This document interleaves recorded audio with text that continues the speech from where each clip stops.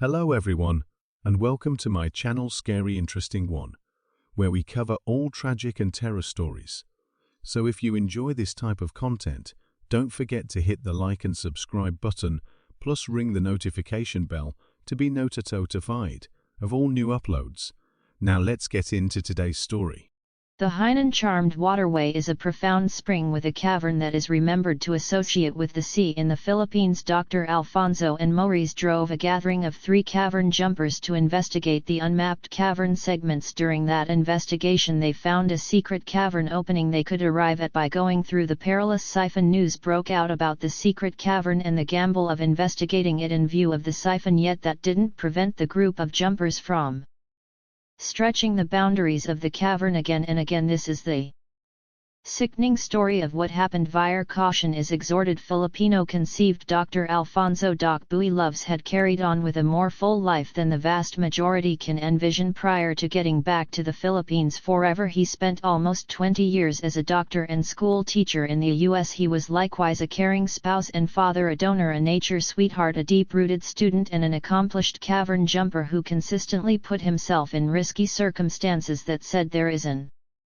unprecedented thing about investigating the puzzling, captivated waterway cavern complex in his nation of origin. At 68 years old, everybody expected it would be one more achievement in the specialist's renowned life. Still, what ought to have been a thrilling, instructive and routine plunge transformed into frightfulness. The Hainan Charmed Stream, or consecrated waterway, is a saltwater spring situated in the remote piece of the island of Nuuk, now in the South Focal Philippines. However, up until 2017 it pulled in scores of vacationers, researchers, geologists and cavern jumpers who came to concentrate on it, look at its magnificence and swim in its surprisingly clear water. However, well before it came a business fascination, the stream was loved and regarded by local people who accepted it had secretive, unexplainable and, surprisingly, mysterious properties. As per one legend, the stream and encompassing banks are occupied by legendary spirits fit for taking on both human structure and creature structures like shapeshifters. In local American old stories there have likewise been reports that the fish in the stream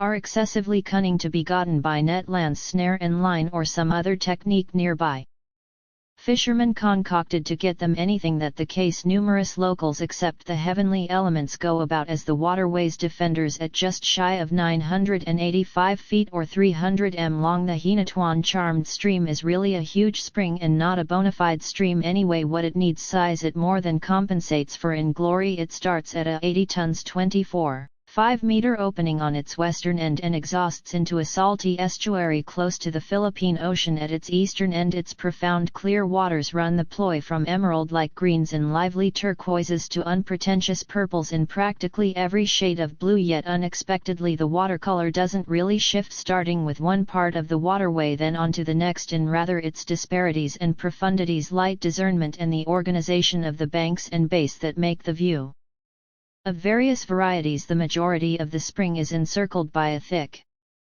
shelter of lavish tropical plant life comprised of plants, greeneries and other vegetation that gag out a large part of the daylight. However, under the spring's perfect surface, its design is undeniably quite perplexing and unpredictable from above. As a matter of fact, researchers and jumpers went through years attempting to track down the wellspring of the spring's water, yet they generally came up with essentially nothing. Basically, this was the situation until 1999, when a jumper named Alex Santos at last found a restricted way concealed at the lower part of the spring's most profound pool. This passage prompted an organization of caverns, channels and different chambers that gave a steady stock of water and gone about as a characteristic filtration framework that kept the spring completely clear the entire year. Anyway, Alex Santos didn't wander exceptionally far inside. The principal top-to-bottom investigation was done out by Dr. Loves and 2 different individuals from the Filipino cavern jumpers over 10 years after the fact. In February 2010, subsequent to falling through the limited opening consistently,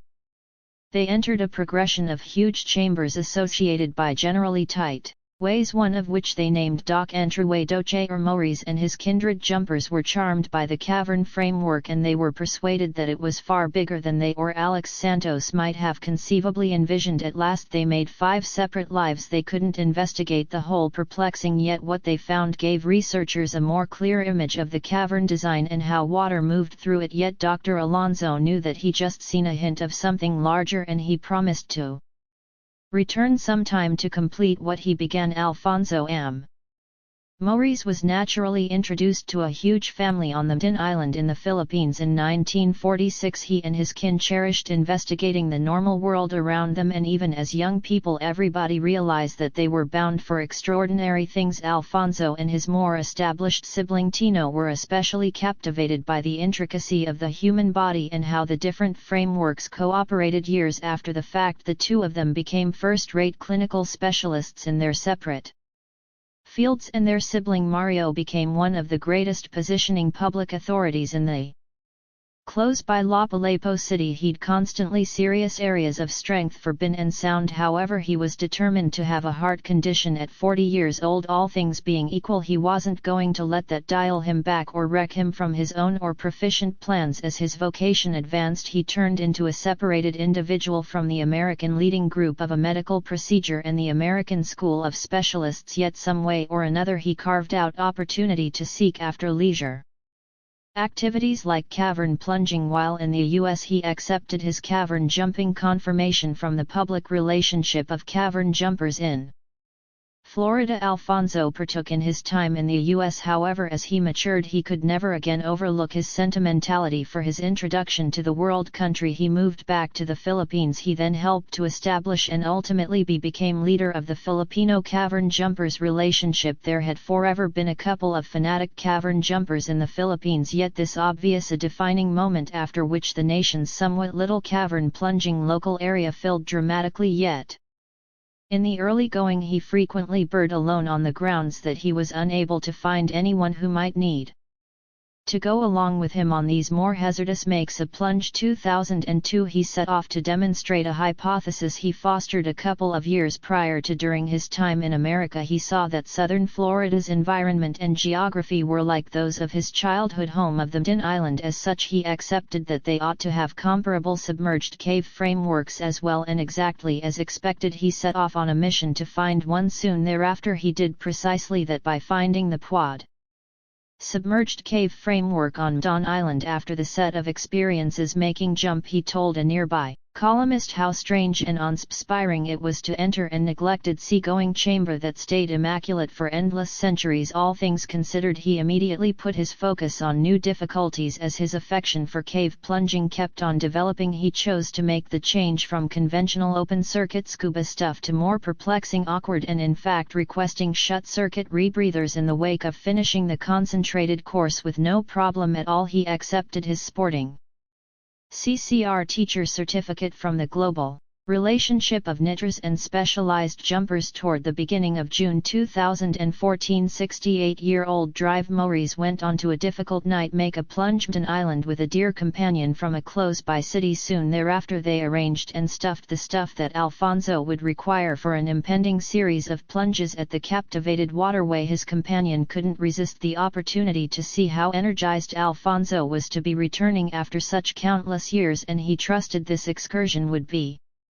considerably more fulfilling and illuminating than last time. He likewise realized that he and his kindred jumpers would confront a lot of difficulties en route, especially when they were leaving the complicated cavern. After each jump, it's simpler for jumpers to enter the charmed waterway cavern than it is to leave it. This is on the grounds that they swim with the flow on the way in, yet against it on the exit plan. Lowered cave openings like this are called siphons, and they're more difficult and perilous than some other caverns, since cave jumpers should apply more energy toward the finish of the plunge when they're worn out and running short on oxygen. And on these plunges, Alonso and his Understudy jumpers would have added pressure since they'd be directing a submerged movie group that would assemble film for a narrative created by the GMA7 network for its well-known TV program destined to be Wild. Alfonso and his group went through the morning Tuesday, June 17, 2014, setting up their stuff and checking on the day's plunge plan. This was the second plunge of the excursion, however they were just investigating the cavern for good recording areas. The movie team wasn't booked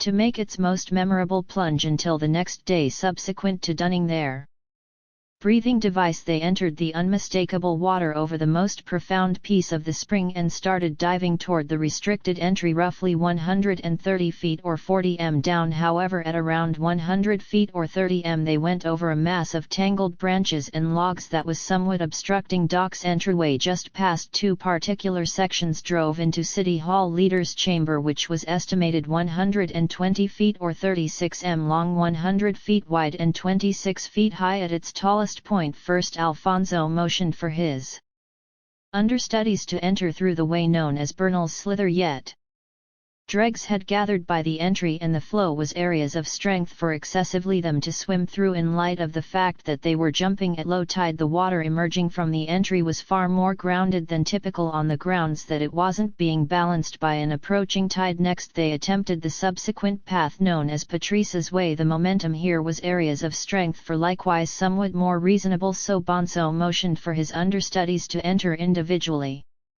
The limited way disallowed them from entering simultaneously, yet the understudies contended energetically and at last made it into the chamber. Once they were inside, Alfonso took action accordingly. He eventually kicked his direction through after seemingly an unending length of time. However, he was at that point exhausted when he joined the understudies in the chamber. Getting into the cavern had been undeniably surprisingly troublesome and debilitating, and this implied that every one of the jumpers had utilized a greater amount of their valuable oxygen gas blend than expected, and again they actually had the hardest mark of the plunge in front of them. Taking into account how things had gone up to that point, Alfonso would have been legitimate in cancelling the jump as a plunge chief. It ultimately depended on him to evaluate what is happening and decide the smartest and most secure game plan, and at any rate finishing the jump could not have possibly been a tremendous arrangement. In jumping, well-being generally starts things out, and they might have given it another attempt the next day when the tide was coming in. It's muddled why Alonso chose to press on, yet he might have been stressed over remaining on time for the GMA7 film group later. All he fabricated his own and proficient notorieties on his capacity to follow through on his commitments, yet rather than nixing the jump and returning when conditions further developed, he and his two understudies went on into the City Hall Leaders' Chamber. From that point they passed a design known as Calvin's Kneecap and one more called Paul's P entry prior to progressing forward with a 45 degrees climb to around 285 feet or 85 m. Right now Alonso carefully chose to end the jump. This checked out on the grounds that they were at that point drained and running short on oxygen, and the most troublesome and truly depleted piece of the plunge was still in front of them. Presently in currently debilitated states, they'd leave the cavern battling against the ongoing that would be considerably more grounded than the one they experienced on How. And when they arrived at dock's entryway, understudy Jamie Locke was shocked that Alfonso motioned for him to swim out first, since Alfonso previously had been the final remaining one to enter the cavern toward the start of the plunge. He ought to have been the first to leave. This could be deciphered in a number of ways. First, Alfonso probably won't have felt open to abandoning his understudies. Him, on the other hand, he might have thought that he needed more solidarity to make it out, and assuming this is the case, he could never have believed them should squander what little energy they had passed on to save him. Anything the case, the understudies knew that it was so vital to conform to the plunge chief choices truly or delay. Alonso was by a wide margin the most experienced jumper in the gathering, and to the extent that they realized he had a justification for switching around the leave request at the last yet again minute. Now at Dew's entryway, the three jumpers were stunned at the power of the ongoing pushing against them. As they edged towards the entry, Jamie saw Alfonso wasn't kicking his legs as energetically as he ought to have. Then Alonso neglected to answer properly when Jamie offered him the okay hint to tell him that he was going to swim through. He found this odd and somewhat upsetting in light of the fact that they were moderately close and taking a gander at one another. Notwithstanding they ongoing, the more youthful and more grounded understudies figured out how to impel themselves through the siphon and into the general well-being of the profound pool from which they could see the surface. Alfonso made various endeavors to follow, yet each time he slipped endlessly further away from the leave. Watching from the opposite side, Jamie turned around to check whether he could help his companion and coach, yet only a negligible portion of a second after the fact he had a stunning disclosure. At that point he understood he was truly and intellectually depleted, that his gas was almost gone, and that swimming back through the exit would presumably be a capital punishment. Jimye and the other jumper were understudies, yet that didn't mean they were unpracticed. As a matter of fact, Alonso couldn't ever have inquired as to whether he didn't feel that they were capable. The understudies had been educated to focus on their own well-being in any event.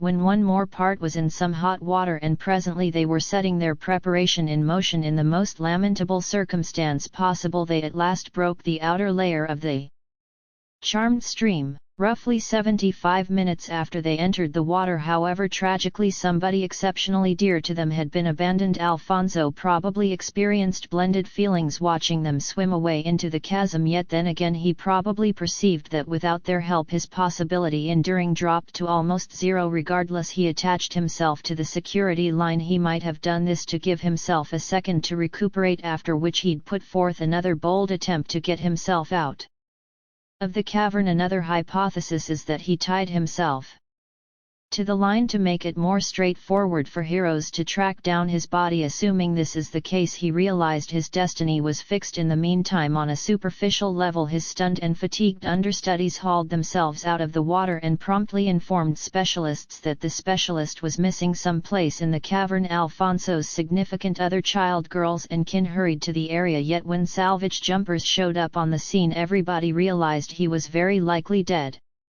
To exacerbate the situation, the states of the cavern entrance were no greater than they were hours before, since endeavoring to enter the cavern would seriously jeopardize considerably more lives. Heroes had barely a choice yet to delay the pursuit until conditions supported. Eventually, Alfonso's dormant body was found around 130 feet or 40 m inside the cavern. Following a 8-hour search later, the examination uncovered that he kicked the bucket from a coronary episode. In the end, his age and heart condition might have placed him in extraordinary peril toward the finish of a generally debilitating and, in fact, testing jump that presumably ought to have been cut short in the early proceeding to accord to something like one source a gentle instance of pneumonia the prior week might have likewise added to his downfall. And so I need to thank you for watching the video.